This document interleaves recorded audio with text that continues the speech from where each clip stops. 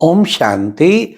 आज सुनते हैं प्यारे बाबा की 5 जनवरी की मुरली से दिल में छपने वाली गहराई की बातें। आज की मुरली में बाबा ने कहा कि बच्चे, तुम बच्चे, देखो बच्चे, कैसे जन्म बाई जन्म, जन्म बाई जन्म उतरते आए। 84 जन्मों का ये चक्र पूरा हुआ। फिर कल्प बाद हूबहू ऐसे ही चक्र घूमता रहेगा। आज बाबा ने योग में बहुत जोर दिया। कई बच्चे कहते हैं बाबा योग नहीं लगता। अरे बच्चे, बाप सन्मुख बैठ के तुम्हें समझाते हैं कि माम एकम याद करो और तुम कहते हो योग नहीं लगता। यहाँ सन्मुख बैठा, हर एक समझे बाबा मेरे सन्मुख बैठा है। हाँ, हर वक्त मेरे साथ है, अंग संग है, संग संग है, फिर योग नहीं लगता। कमाल है, बाबा ने कहा। योग तो लगना चाहिए ना, क्योंकि वो बिल्कुल पास है। उसने हमारी सारी जिम्मेवारियां ली हुई हैं। हमें किसी प्रकार का वो बोझ नहीं रखा। हम हल्के हैं बाबा के साथ होने से। फिर तो योग उससे हटना ही नहीं चाहिए। फिर बाबा ने कहा बच्चे, तुम मुझे अगर याद करते हो तो मैं प्रतिज्ञा करता हूं मैं तुम्हें पापों से मुक्त कर दूंगा। बस बच्चे, अपने को आत्मा समझ, तुम मुझे याद करो। फिर बाबा ने कहा देखो बच्चे, कल पहले का भी गायन है क्या कि यज्ञ में विघन पड़ते हैं। बच्चे, विघन तो बहुत पड़ेंगे, माया के तूफान भी विघन है। और तुम सेवा करते हो उसमें भी कई प्रकार के विघन आते हैं। तो तुम्हें इन विघ्नों से घबराना नहीं है, क्योंकि तुम्हारा टाइटल ये है विघ्न विनाशक। तुम हो विघ्न विनाशक, इसलिए तुम्हें घबराने की क्या जरूरत है। तो बाबा ने कहा बच्चे, तुम बच्चों को बाप का नाम बाला करना है। तुम्हें खूब बाबा का नाम बाला करना है। इसलिए बच्चे ध्यान रखना, सावधान, ये काम महाशत्रु है। इस पर तुम्हें जीत पानी है। इसको जीतने से तुम जगत जीत बन जाएंगे। सारे सितम अत्याचार जो भी यज्ञ हिस्ट्री में हुए वो इसके कारण ही हुए। ब्रह्मचर्य की पालना करते ही खिटपिट शुरू हो जाती है। तो तुम बच्चों को पवित्रता में बहुत स्ट्रांग, शक्तिशाली बनना है। फिर बाबा ने कहा कि देखो बच्चे, मैं आता हूं, कब आता हूं बड़ा गुप्त है। वो कोई तिथि तारीख डेट नहीं मिलेगी। जैसे बच्चे आत्मा गर्भ में आती उसकी भी तिथि तारीख डेट पता नहीं। ऐसे मेरा भी किसी को पता नहीं, गुप्त हूं। गुप्त मेरा अवतरण होता है। तो फिर बाबा ने कहा कि बच्चे देखो, अब ये पुरानी दुनिया खत्म होने वाली है। अब तुमको वापस शांति धाम जाना है। कोई को पता ही नहीं है, ये भी गुप्त है। सूक्ष्म वतन कब रचा गया ये भी गुप्त है।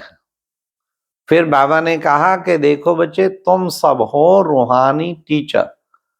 तुम्हें बुद्धि में बाप की नॉलेज घूमती रहनी चाहिए, घूमती रहनी चाहिए। बुद्धि में नॉलेज होगी तो बच्चे तुम क्या, ज्ञान तो बिल्कुल एक्यूरेट है।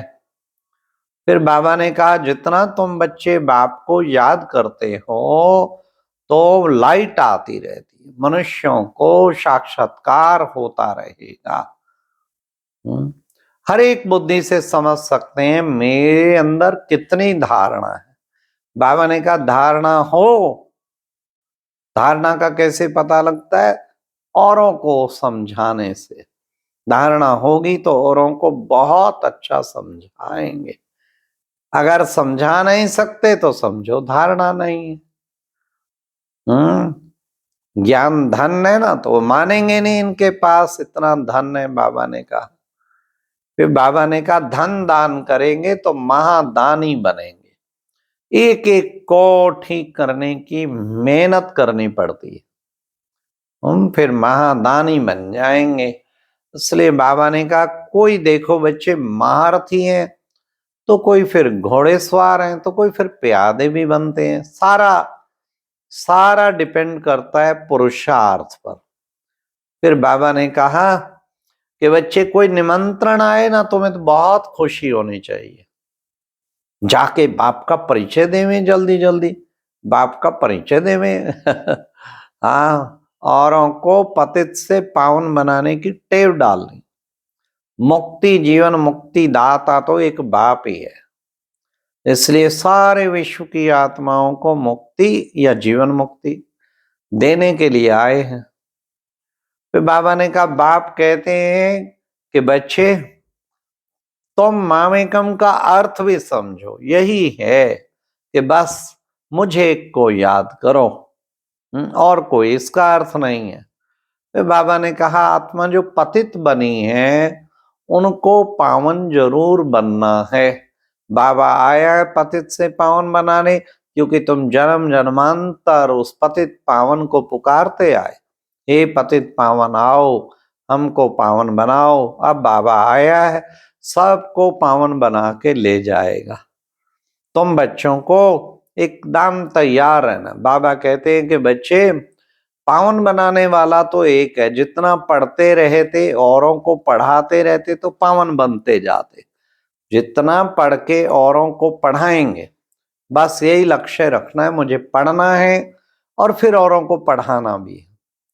फिर बाबा ने कहा, पढ़ विशेष क्या करना है, शास्त्र पढ़ने, यज्ञ तप आदि करने से कोई भी मुझको प्राप्त नहीं होता। मैं जो हूं जैसा हूं, अपना परिचय खुद आकर आप ही देता हूं। वही टाइम आ गया, अब भगवान आके अपना परिचय खुद दे रहे हैं।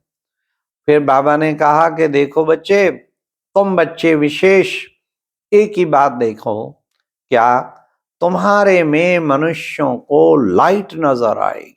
वाह, लाइट देखने में आती है तो बच्चों को अभी नाम वाला होना चाहिए।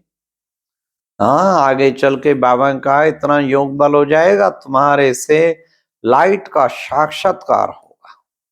फिर बाबा ने कहा, देखो बच्चे, सुदेश बच्ची कितनी अच्छी है, समझाने में बहुत तीखी है, आगे और अच्छी हो जाएगी, आगे निकल जाएगी, निकल ही गई है। वो यज्ञ की ज्वाइंट चीफ, संस्था की संयुक्त मुख्य प्रशासिका बन गई। बाबा कहते, बीती सो बीती, बीती सो बीती, बीती को चित्तो नहीं। बाप कहते चार्ट लिखो, चार्ट लिखने में तुम्हारा बहुत फायदा है। चार्ट लिखेंगे ना, उससे तुम्हें कदम कदम पर बहुत फायदा है। इसलिए बाबा ने कहा कि बच्चे, हाँ, चेकिंग करना, चेकर ही मेकर बनते हैं, कहते हैं ना। इसलिए हर घंटा भी नोट करो कितना बाप को याद रही। फिर रात को फिर चार्ट लिखो, सभी जो बाबा की श्रीमत है सब बातों को चेक करो। और फिर आज बाबा ने वरदान में कहा, योग द्वारा ऊंची स्थिति का अनुभव करने वाले डबल लाइट फरिश्ता भव। बाबा ने कहा, योग ही एक ऐसा माध्यम है जिससे ऊंची स्थिति का अनुभव कर सकते हैं, नहीं तो अनुभव नहीं हो सकता। और ऊंची स्थिति पे अनुभव करने के पश्चात फिर बाबा ने कहा, डबल लाइट फरिश्ता भव। फिर तुम डबल लाइट फरिश्ते बन जाओगे। योग द्वारा ऊंची स्थिति का अनुभव करने वाले डबल लाइट फरिश्ता भव। तो फिर बाबा ने कहा कि बच्चे, तुम्हारा फरिश्ता डबल लाइट ऐसे बनेंगे कैसे, जब ऊंची स्थिति पर पहुंचे। ऊंचा मेरा नाम, बाबा का कहते हैं ना, ऊंचा तेरा नाम, ऊंचा तेरा काम, ऊंचा तेरा धाम। हम भी ऊंची स्थिति में रहे, ऊंचे बाबा के साथ रहें, उस ऊंचाइयों का अनुभव करते रहें। फिर बाबा ने आज स्लोगन में कहा, अभी दुआओं के खाते से संपन्न बनना है।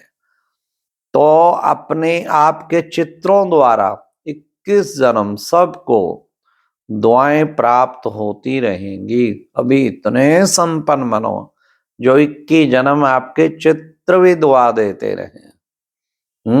इतने संपन्न बनो, दुआएं लो दुआएं दो, दुआएं लो दुआएं दो।